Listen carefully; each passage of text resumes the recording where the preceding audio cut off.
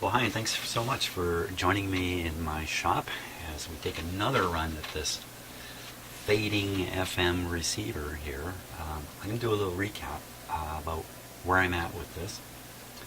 And I just posted just now the last video. So in fact, I'm kind of current with you if you're viewing it. Well, about as current as I could be. So thanks so much for the fantastic comments, and I've gotten a few personal emails also, where I guess the amount of detail people want to write is maybe not fitting in a comment. I would encourage you though to leave public comments so everybody can share in your knowledge, because there's a lot of it out there, and I've got some great ideas to work on here. So just to start off with, my fear at this point is that the problem is coming from a intermittent open IF primary coil. That's what I've got rolling around in my head, and that's a bad thing. That's not an easy thing in any way to repair. I've got another radio half apart. You may have watched the videos on it. It's been almost maybe a month since I worked on that, and I've stalled at the point where the IF coil is clearly defective on that other radio. I have fixed them in the past, but it's a bit of a long shot, and it's not the kind of thing I think anybody doing this work looks forward to attempting. So I'm going to deny that as the problem and continue to look for other items that might be a concern. And thank you, I've gotten a couple of really interesting ideas. I'm going to try. So just to recap the situation here, and that's kind of funny, isn't it? Recap. Yeah. The problem with this radio, if you have not been following along by some chance, is I can turn it on. It works great on AM, works great on FM for a while. And then it goes through a slow fade. It might take about 60 seconds to fade down. The fade is quite significant, enough that it is definitely a problem. And then after a minute or two, it'll fade back up to full volume again. It seems to go through a cycle of fading in and out for maybe 10 minutes, maybe a little longer, and then the fading seems to stop, which means I have a 15-minute window of testing.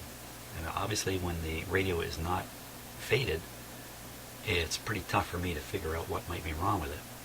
So it's only during those fade moments that I have a real chance to pick up on what's wrong with it. Now I've replaced some capacitors. I've placed a couple up in here on the schematic. Okay, just to remind everybody, that's this guy and this guy. Then I've restored one of them back. I restored it back because I didn't have an exact replacement. It's a 10 picofarad capacitor. I stuck a 30 in there. The capacitor is this one. I think I pointed the wrong one here. It's this one, C10, that I replaced. The capacitor I stuck in there is way too... Oh!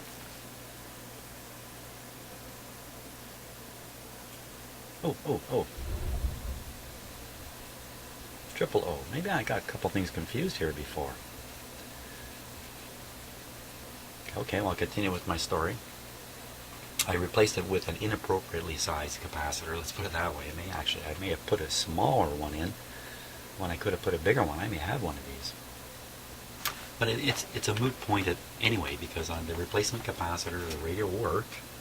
It threw the tuning off, so the dial was off a fair bit. I was kind of interested to see if it would really do that, just how bad it would be, and from a learning point of view. And but the radio worked and it faded, so I put back the capacitor in question, this one right here, took out the inappropriate sized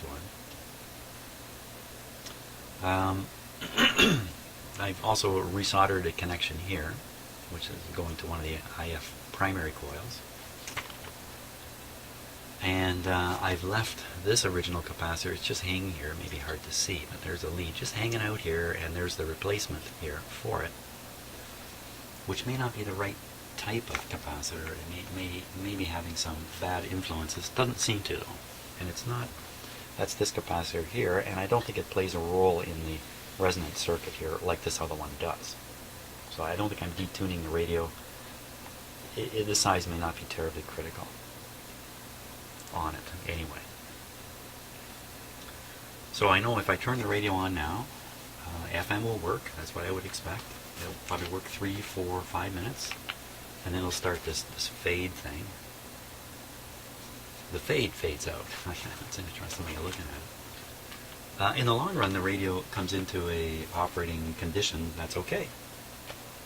So you could say, well, just turn the thing on 15 minutes before you want to listen to it, and then you're going to be okay. And that might even be a satisfactory place to end up. But from a repair point of view, and from a point of view of someone like me, who I'm just dying to know what is going on with this thing, that's not a happy situation.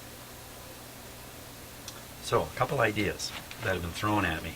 And the first two I'm going to talk about are really kind of out there ideas. Last thing I should say one more thing. First I should say it's really cold up here. It's about -8. It's going down today to -14 by the evening, and then overnight it's going down to -23. Can you imagine that? -23. Holy smokes. That is cold. For this part of the world, that is cold. For those of you who live much further north in Canada or other parts of the world, maybe -23 is your everyday deal. But down here where I am, in the Great Lakes area, yikes, that is very cold. Like a record cold temperature will be down around -30. I'm not even sure I've ever really experienced that, but at -23, wow. So I will be spending part of today battening my hatches on my house to try to improve anything I can do to improve its air leakage and stuff like that, because it's going to be cold. I don't live in a well-insulated house. You might think, well, wait a minute, you're in Canada. Aren't your houses really well-insulated? Well, my house was built in the 60s, and the answer is no, it's not. So the furnace, which you hear running behind me right now, at -23, it runs almost non-stop. Good for the gas company. Now back to the radio. Right. So the strange thing I've noticed is that when the radio's operating and in a faded mode, and I've only, okay, so I've done this many, many times. I have my voltmeter here connected to, this is just connected to the B- bus, and I just take this lead and I just touch. There's nothing mechanical going on at all. In fact, everything mechanical I've done, pushing, has had no real effect on this problem of fading. I just touch that contact, that's the primary terminal on the IF coil right next to this area, this tube we're working on. Just touch it. Fade gone. So, just to talk about that for a minute, what goes on in my imagination when that happens is that somehow I'm causing a charge flow in the circuit. And picking these words very carefully. A charge flow which results in the restoration of whatever it is that's going wrong. So what could be going wrong? Okay, some component has a super microscopic break in it, a wire separation, maybe in a capacitor lead internally, maybe in the IF coil. No, I don't want to say that. Maybe in the IF coil. Something incredibly microscopic. And when I think that this is a 10 megohm meter here, and all these meters are high impedance. When I touch it, I'm not putting much of a new load onto the circuit. I'm not causing a new current flow into my meter of any significance. Yes, there is some current flow into the meter, but in my mind, it's very, very tiny. what I believe I'm doing is I'm causing a sudden shift of literally electrons in the circuit, which from a DC point of view is sitting there quite stable at its DC voltage. And that sudden shift, that sudden draining of some electrons causes the problem, wherever it is, to restore itself. Now, that's what's going on in my head. Often what's going on in my head doesn't really matter in the end anyway. But, you know, the things we come up with, the things we can imagine, the theories of the problem that we come up with provide us guidance on what to try next. And in the worst case, all we do is eliminate the theory and force ourselves back out there in the ocean of ideas to try to come up with something new. And I've been swimming that ocean a fair bit. But luckily, some of you are also swimming in the ocean, and you've got some interesting ideas for me to take a look at. Now, the first one is from a guy named Jim. Hey, is that a coincidence? Maybe Jims are particularly good at this. I don't know. A guy named Jim has suggested, and a guy with a lot of experience, like many of you, has suggested something interesting to try with my meter. Instead of touching it with this probe, okay, there's a fair bit of metal here in this wire and into the circuitry of the unit, of the meter, for there to be that charge flow I was talking about. A minuscule amount of coulombs. God knows how much it would actually be. I have no idea, but it would be a tiny, tiny amount. The suggestion is stick a resistor on the end of my lead here, maybe 100K, half a meg, something like that. Don't worry about the inaccuracy of the meter. It really doesn't matter anyway. Really, when I'm using my meter on this circuit, it's really a yes, the B plus is there, no, the B plus isn't there. Oh, half of it's there. This is not a precision situation. It doesn't require precision.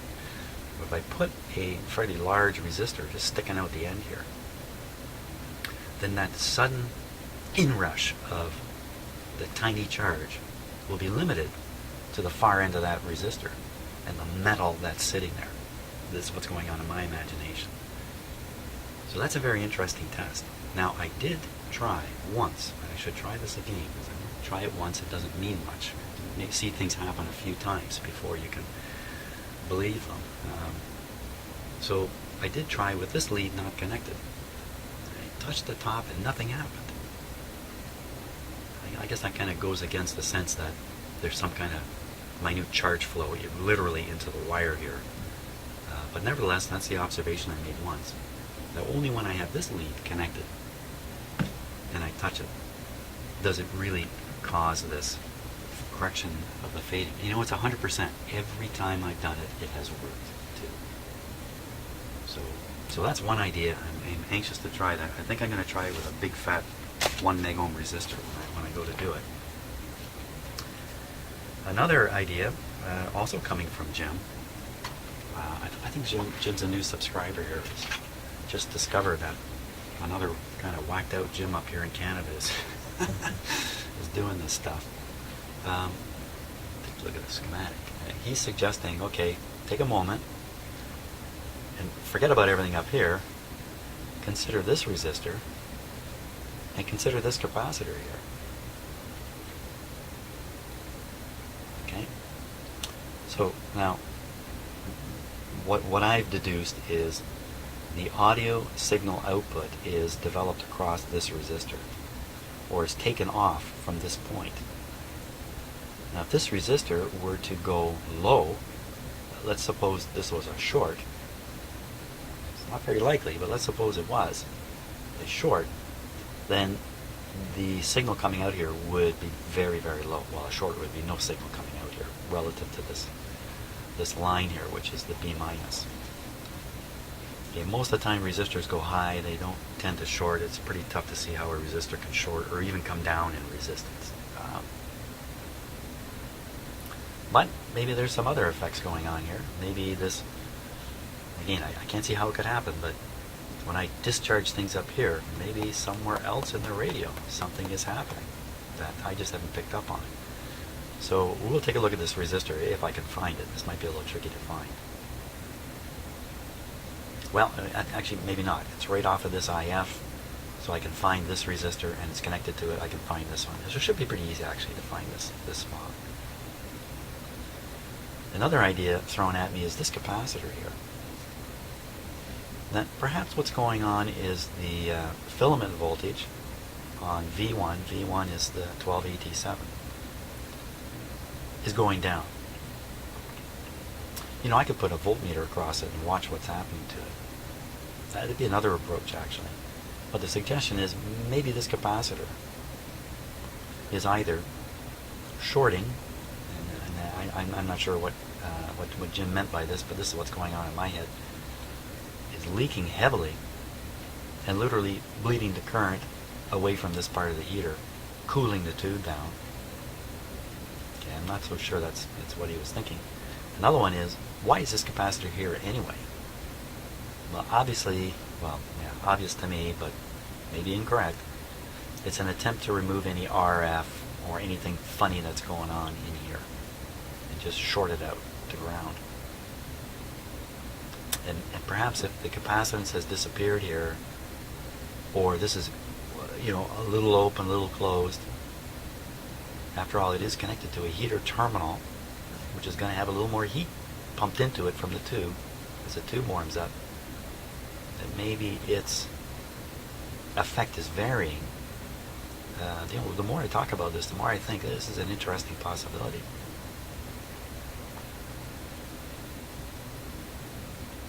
Yeah, I can't really see this shorting and basically short-circuiting the power. Hope you can see this here. I get a little closer. Sorry about that. From this part of the heater, because it would have to convey a pretty good current. So I don't know what it is, 50 milliamps, 100 milliamps, something like that. And this thing would heat up, I would imagine, a lot. Don't know though. Don't know. Those are just the ideas in my head. So we're going to go after a couple of these things. And see what happens. I'm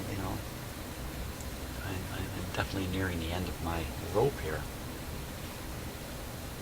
In the video I just posted, which you probably have watched if you're watching the series, I did eventually replace the 12AT7 with a 99.99% good tube, and the effect was nothing changed. Some of the other ideas I got is, I didn't get them, I've been offered them through comments, is go over this tube base, clean it, maybe resolder the connections. That's on my bucket list of things to try. It's a little bit out in the range of desperation though. And the reason I say that is I've done a lot of poking, pushing, twisting, all that kind of stuff. Nothing has had any kind of effect except that discharge thing up here.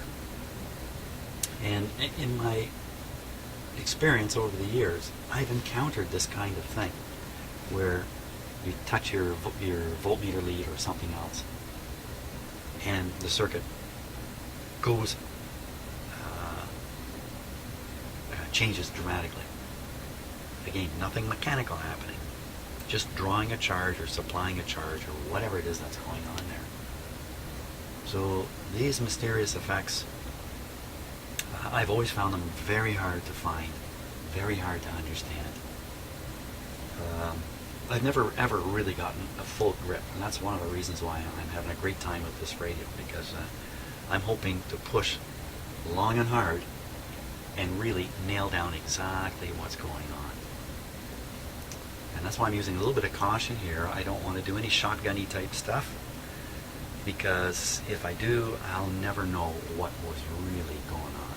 That's what I'm afraid of. And then, I'll miss the boat. I'll miss the boat on learning. As I was saying in one of the emails I was writing back, it's not so much that I'm using my knowledge to fix radios. It's much more I'm using radios to fix my knowledge. That's where I get a real boost in doing this. I really enjoy the sensation of learning something new, and I really like the discovery approach, and which is why I might be kind of kind of flailing around, trying this and that, and some of you with professional training, especially maybe years of experience working in a shop doing this really professionally, maybe thinking to yourself, man, you're not following the right order of things. If you want to do this efficiently and quickly and effectively, then you should, shotgun some capacitors or stuff like that.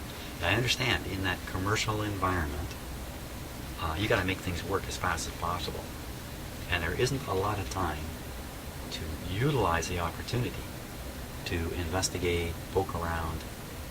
I know a lot of that happens anyway, because in this kind of work, I think anybody doing this often finds themselves on the fringe of their knowledge. And again, for me, that's the exciting part. Getting out there where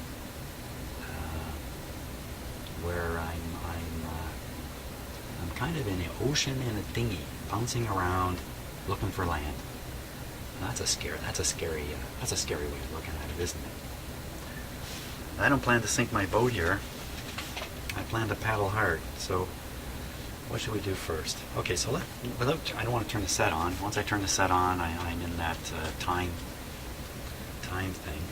And hey, my last video I posted, I was in a big rush because I had a very, very small slot of time to try to get something done. And I'm not so rushed anymore, as you can tell already, because I'm talking and doing nothing. So let's find this resistor first off. So I got to find this IF coil. This is the second AM IF coil. No need to guess. Just look on this little diagram here. First FM. Okay, second AM coil is between the 12A6 and the 12BA6.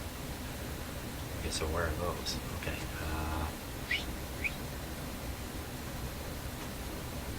So towards the middle of the radio, lowest IF towards the middle of the radio. That would be right in here. Okay, let me just get my close-up camera going here.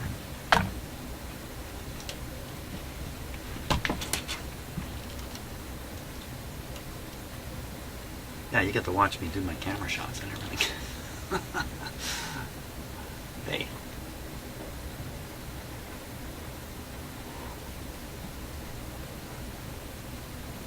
Okay, let's switch over to it. Now.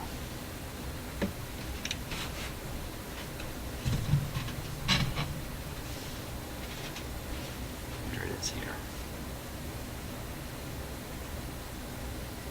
Right there. So coming off of that, off of pin number 2,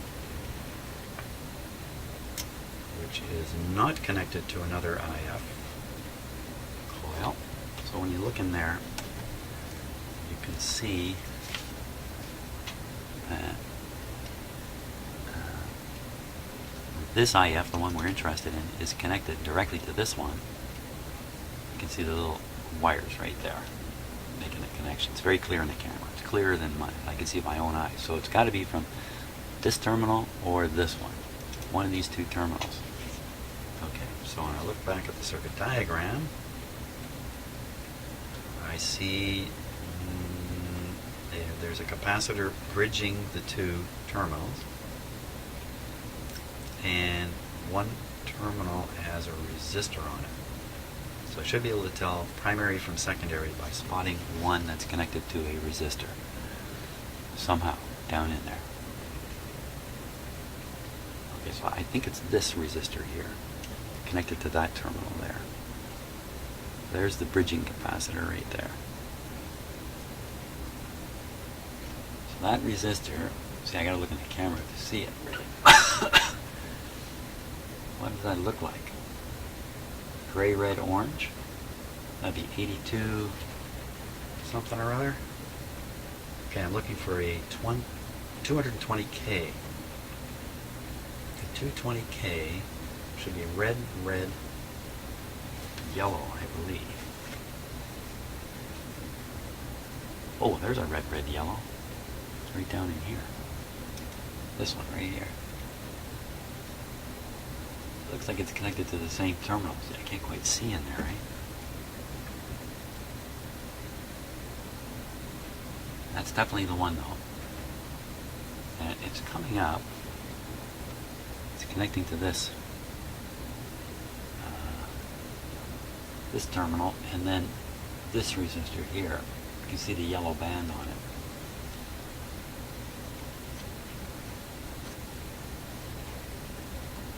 Now that should be a 270, I think, which would be red, yellow, yellow. If I've got it right. Maybe I don't have the colors right. And the other side of it is going... Ooh. Wait a minute.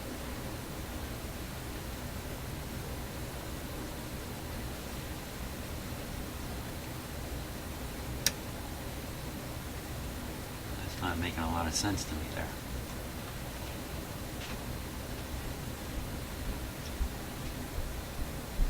Okay, it's going in behind onto a terminal of a tube.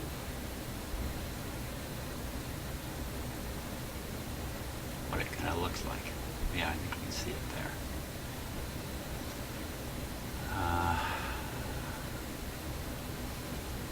Pretty sure that's our guy. Get out the meter. Let's check him. See what we got here. Now I'm going to give this a low chance of working. Okay, so my wife just came down, dropped in, and said, "Did you forget about Draper?" Yeah, Draper was outside. Remember I was talking about how terribly cold it is? He loves to go outside. Yeah, I can hear his bell ringing now. He's back in the house. We always put a collar with a bell on it so we can hear him out there. Okay, so let's set this to 2 megohm scale, so that should pick up a 220. The first one I'll try is this 22K.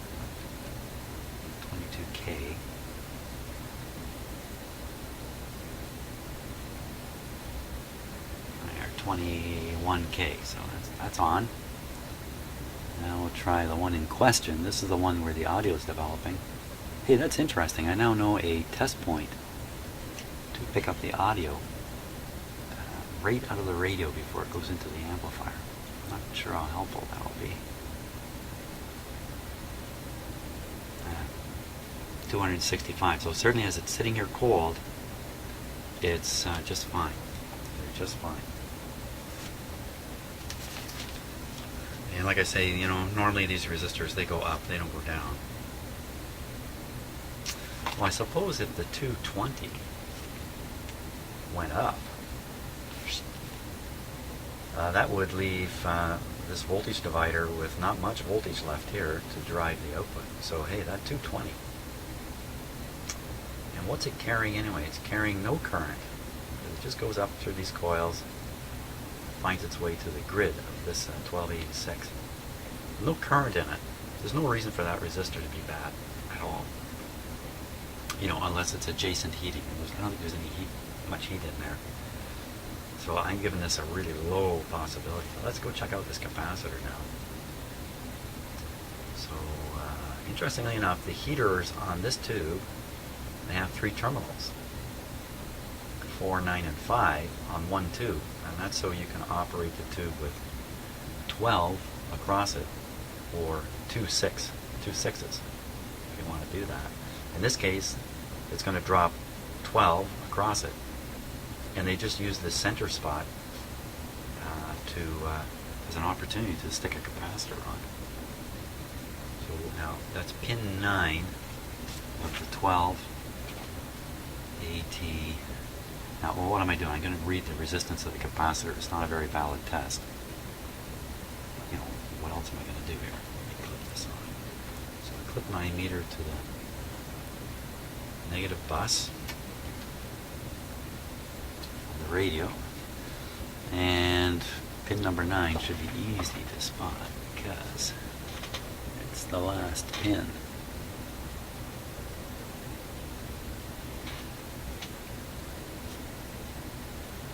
So what were those numbers again? It was 4, 9, and 5, 9 being the middle. Let's do the close-up thing again. It will help me too.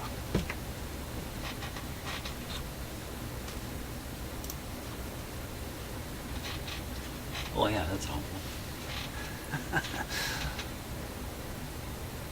I believe that the gap is right here. That this pin here is actually connected to nothing. This terminal is not connected to a pin on the tube. This is the gap. Pin 1, pin 9. So this would be pin 9. Now here's a capacitor. But it's not going to 4 and 5, it's going to 8.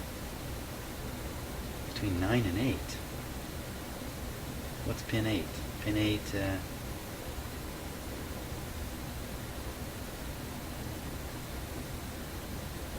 pin 8. Ah, interesting. Okay, flip back the other camera.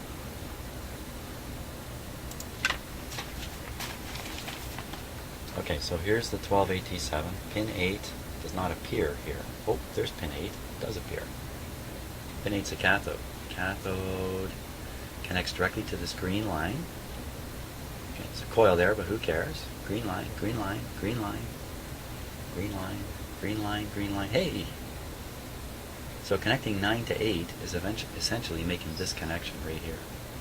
So on this schematic diagram, it looks like, this is way over here. What could it matter? But in fact, it's right on the tube base. And here I've been fooled once again by the layout of the schematic, because it's showing parts that are integral to what we're doing here, but showing them far away, and I'm forgetting about them. So, okay. Got a hot one here. Let's check it out. Now, this is kind of a false test, in a sense. Here we go. Oh! That shouldn't say 0, should it?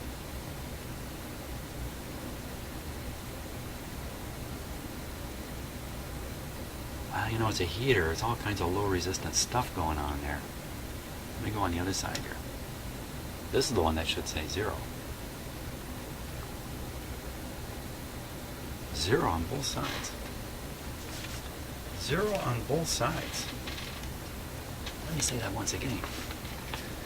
0 on both sides. Hey, I think we might be on to something here.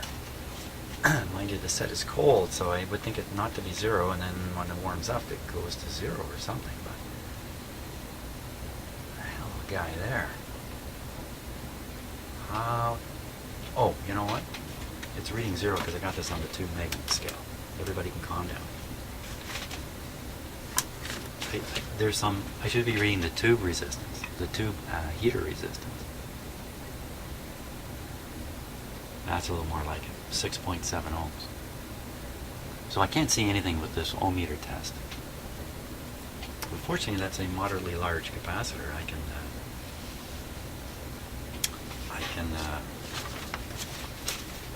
replace it. Now, how in the heck would that have anything to do with touching this upper lead? You got me on that. Or could I be into the oh so horrific, there's more than one problem going on situation here? I don't know. I got to stop for a while. I got to run out. I got a mission I have to run out on. But that's some interesting stuff there. At least to look at it. I like the idea of checking out that capacitor. I think I'm just going to go ahead and replace it when I return. For you, it'll just be a few seconds.